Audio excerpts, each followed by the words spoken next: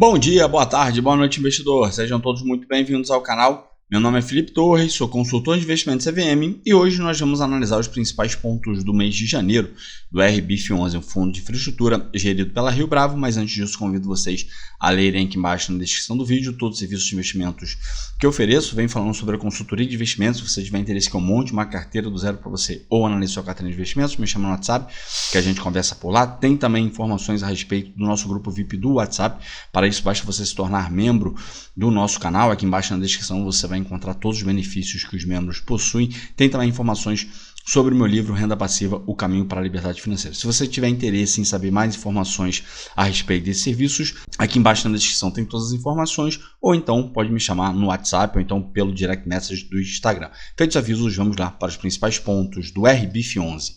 Duration da carteira do fundo 5,4 anos, o carrego de aquisição dos ativos IPCA mais 8,9%, o que equivale a um carrego de CDI mais 1,1%. Atualmente, o fundo está com 26 emissores no portfólio em 12 segmentos de infraestrutura. A cota patrimonial do fundo no final de janeiro fechou em R$ 88,34. Hoje, quando eu estou gravando, ele está sendo negociado próximo ali de R$ 68,00. Então, um deságio muito grande aqui para o valor patrimonial. A última distribuição que o fundo fez foi de 87 centavos por cota e o rate médio ponderado da carteira do fundo a mais. Aqui embaixo nós temos a tabela de sensibilidade, né? Então, no valor patrimonial líquido, né, ele estaria dando ali IPCA mais 8,9%. Tá? Só que, tendo por base aqui, né, esse deságio grande que ele está sendo negociado, a TIR dele está próxima ali de IPCA mais 15%. No mês de janeiro, o fundo teve um resultado de R$ 1,05 por cota, o que equivale a um retorno, tendo por base a cota patrimonial, de mais 1,19%. A distribuição divulgada de 87 centavos, ela foi 100% realizada através de amortização de principal. Então, mais uma vez, o fundo vem fazendo amortização de principal e eu já venho falando isso já diversas vezes aqui no BODB, em outros fundos também que já realizaram dessa forma, se não me engano, no IFE, enfim, todos os fundos ali que já realizaram a amortização de principal, que nos fundos de infraestrutura não tem problema nenhum o fundo realizar a amortização de principal. O que eu não posso fazer é trazer a realidade dos fundos imobiliários para os fundos de infraestrutura. São instrumentos diferentes, né? Nos fundos imobiliários nós estamos falando de ativos que adota ali um regime caixa. Aqui nos fundos de infraestrutura, regime competência. Então isso muda completamente a regra do jogo para essa questão de amortização de principal, amortização de rendimento. Tá? Então nos fundos de infraestrutura não tem problema nenhum, pelo menos na minha visão, tá? A distribuição ali ser realizada dessa forma. Aqui eles até deixaram marcado em vermelho, né, aqui com um texto em vermelho, justamente falando sobre isso. Vale destacar que por mais que haja amortização da cota nos últimos 3 meses, o fundo continua com uma carteira de crédito extremamente sólida e esperamos voltar a distribuir aos cotistas em formato de rendimento, tão logo seja possível ter um cenário macroeconômico mais favorável. Inclusive, eu vou deixar um vídeo que eu já fiz aqui no canal, era um vídeo falando sobre o BODB, tá? Mas se aplica aqui para o RBIF e todos os outros fundos de infraestrutura que realizam, né, ou já realizaram a amortização de principal, principalmente nesse momento, né, se bem que agora, no início do ano, a gente começou a ter um fechamento na curva de juros, mas 2024 foi um ano muito estressante para os ativos indexados ao IPCA por conta da abertura forte que nós tivemos na curva de juros, e isso daí marca de forma negativa os ativos, né? E aí isso daí acaba se refletindo nessa distribuição ali, se utilizando, né, essa modalidade de amortização de principal, tá? O desempenho do fundo acima do carrego no mês se deve ao forte fechamento das curvas, como eu falei anteriormente, né? Então agora no início de 2025 a gente começou a ter um fechamento na curva de juros, a gente vê isso também refletindo nas taxas das NTNBs, né? Então nós tivemos ali uma redução nessas taxas das NTNBs e, claro, nem sempre uma coisa vai estar ligada com a outra, tá? Mas na grande maioria das vezes isso ocorre. Quando eu tenho um fechamento na curva de juros, as taxas das NTNBs, elas também recuam, tá? Mas, enfim, pode acontecer ali em algumas situações pontuais de ter um descasamento nessa questão, tá bom? No mês, o fundo teve uma média de volume diário de negociação de R$535 mil, né? Enfim, o fundo vem conseguindo aumentar ali essa liquidez dele mês a mês, tá? O que o fundo fez, né? O que a gestão fez aqui no mês de janeiro? Eles informam aqui que no mês eles desinvestiram R$225 mil em centrais eólicas de Assuruan, aproveitando o fechamento de spread do papel, ou seja, o papel teve uma valorização. Quando a gente tem, né, uma abertura no spread de crédito, é porque eu tenho uma desvalorização do papel. Quando eu tenho um fechamento no spread de crédito, é porque eu tenho uma valorização daquele papel. Cuidado para não confundir, né, abertura de spread, fechamento de spread de crédito com abertura de curva de juros e fechamento da curva de juros. São coisas diferentes, tá? Aqui, quando a gente tem uma abertura no spread, é porque aquele determinado papel ele se desvalorizou. Quando eu tenho, por outro lado, um fechamento no spread de crédito, é porque aquele papel se valorizou. No mês, a marcação ao mercado da carteira, né, já tirando os custos, foi de 1,19%. Então, por conta desse fechamento na curva de juros que a gente começou a ver, né, no início de 2025, a parte de IPCA contribuiu com 1,01%. Então, a gente teve, né, esse fechamento na curva de juros, e que isso aí faz com que tenha, né, uma marcação positiva, marcação ao mercado positiva aqui no fundo, e o IPCA ele contribuiu com esse valor de 1,01%. Além disso, a parte de carrego de prêmio de crédito, né, que seria ali o spread que os ativos possuem, que é a taxa pré-fixada, né? Por exemplo, a IPCA mais 8, IPCA mais 9, isso daí contribuiu com 0,16%. E o fechamento de spreads de crédito, né, que como a gente viu aqui acontecendo com esse desinvestimento que o fundo fez, contribuiu com 0,1%. A carteira CDI contribuiu com rentabilidade de 0,13% e a parte pré-fixada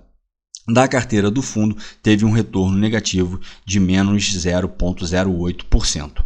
Aqui nós temos um guidance do fundo, lembrando que isso daqui é uma estimativa, é uma projeção, não é garantia que o fundo vai distribuir isso daí, mas o fundo vem conseguindo ali manter as distribuições que ele vem realizando dentro do guidance que ele divulga, tá? Então, para o primeiro semestre, ele espera, né, distribuir ali em fevereiro, março, abril e maio um rendimento de 96 centavos e para junho um rendimento de R$1. E aí, por que dentro desse rendimento de R$1?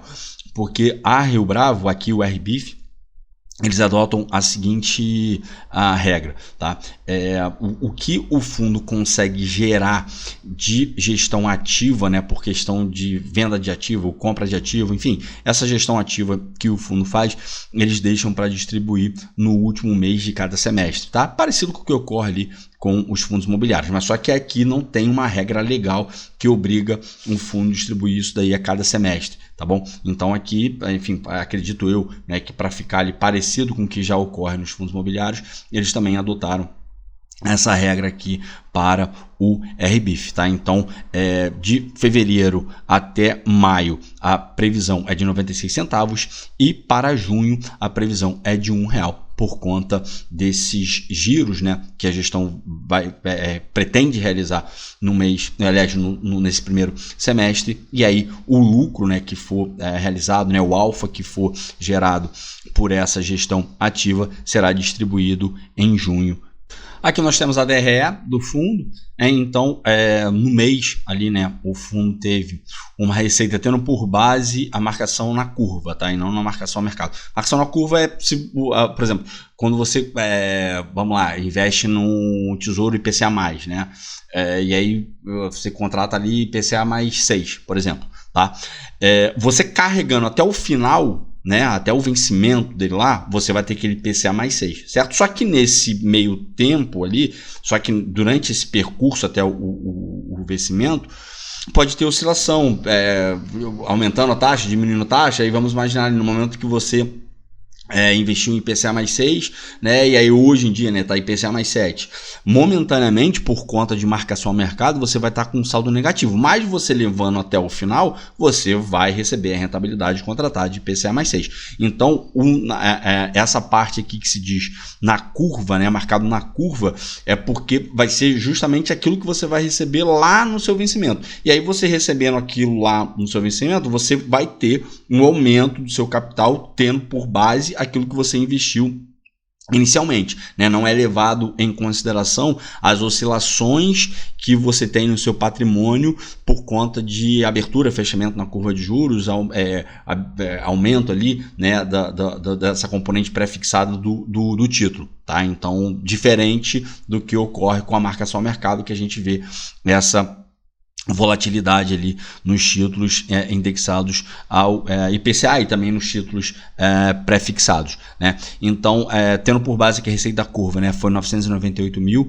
reais, aí que tem o que foi o que desse valor, né, veio de debêntures, veio de CRI, cotas de FDIC, o caixa do fundo, né? Aqui a gente tem o que a marcação a mercado contribuiu para o fundo no mês, né? Então a gente vê aqui que teve um retorno positivo, né, de 3.667, diferente do que ocorreu aqui em dezembro e novembro, que a gente teve prejuízo aqui, né, de 2.688.000, quer dizer, prejuízo não, mas uma marcação negativa, né, de 2.688.000 e em novembro de praticamente 1.300.000, né, justamente por conta daquilo que eu havia falado, que no ano passado a gente teve uma abertura muito forte na curva de juros. Agora no início do ano começou a ter um fechamento nessa curva de juros, e aí isso aí se reflete aqui nessa questão aqui de prejuízo ou lucro nesse campo aqui, tá?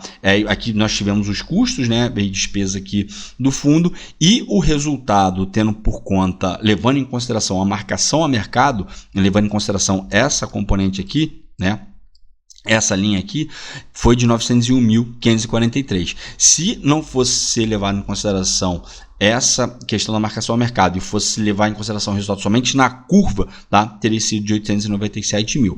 Então, a gente vê, né, o resultado aqui que o fundo teve, tendo por base essa questão da marcação ao mercado já levada em consideração, tá, foi de R$ 1,04. Aí basta, né, eu pegar esse valor de 901.543 aqui e dividir pela quantidade de cotas, que é 867.844, tá? Dividindo um pelo outro, eu vou chegar nesse resultado aqui de R$ 1,04 por cota. E aí, como a gente falou anteriormente, né, o fundo nesse mês ele realizou via amortização de principal, não só nesse mês, mas nos meses anteriores também. Aí vocês vão perguntar assim, Felipe, poxa, mas se ele teve um lucro aqui, né, se o resultado foi positivo, por que ele teve que distribuir através de amortização de principal e não de rendimento? Porque o fundo, por conta dessa abertura forte na curva de juros que a gente teve no ano passado, ele está ali com um prejuízo acumulado de R$ 1,25. Então, até ele conseguir equalizar essa conta, ele vai ter que realizar essas distribuições via amortização de principal. Aqui nós temos a rentabilidade do fundo comparando com o IDA-IFRA, que é um índice, né, de debêntures da Ambima ali, de infraestrutura, né, indexados ao IPCA, essas debêntures indexadas ao IPCA, e o IMAB, né? Então, o fundo aqui, nesses últimos 12 meses, ele conseguiu entregar um retorno de IMAB mais 5,9% e um retorno de IDA-IPCA Infra mais 1,2%. E aqui no gráfico a gente vê, né, essa linha aqui azul é o fundo, né, o RBIF, essa linha aqui de baixo é o IDA-IFRA e essa linha amarela aqui o IMAB. Aqui nós temos o portfólio do fundo. Então, atualmente, né, o fundo está com 24% na parte de geração renovável, 12% na parte de geração térmica, 11% na parte de TI e telecomunicação, 11% saneamento, 10% rodovia, 7% produção gás, 7% mobilidade urbana, 7% em CRIs, né, de CRIs incentivados na parte de geração de energia, 4% açúcar e álcool, 3% no segmento de portos, 3% no segmento de transmissão e 1% no segmento de transporte e logística. Aqui embaixo nós temos o rating dos ativos, né? Então todos os ativos aqui estão classificados no rating A, tá? Que vai do AAA até o rating A-, e a média ponderada do portfólio é A+. 59% do portfólio do fundo está alocado pelo menos em ativos com rating AA-. Aqui nós temos a distribuição por instrumentos, né? Então 86% está alocado em debêntures, né? 5% em CRIs, 8% em cotas de FDIC e 1% em fundo de liquidez, né? Que é ali o caixa do fundo. E para finalizar, aqui nós temos o portfólio do fundo. No mês não teve nenhum acréscimo, né? No fundo, a gente só viu ali que teve um desinvestimento em um ativo, né? A maior concentração que o fundo tem é nessa debênture aqui da Beta Produtora de Energia, que é na parte ali de gás natural, que representa 12,2% do patrimônio líquido do fundo e foi adquirido com uma taxa de IPCA mais 10%. Depois, quem tiver interesse, né, eu vou subir aqui para vocês poderem ver. Depois, quem tiver interesse, basta dar um pause aqui no vídeo, né, ou então acessar o relatório aqui do fundo para poder ver o portfólio do fundo aqui com maior detalhe. Tá bom? Bom, para hoje era isso. Espero que vocês tenham gostado do vídeo de hoje. Se tiverem gostado, peço para que, por favor, deixem seu like, se inscrevam no canal.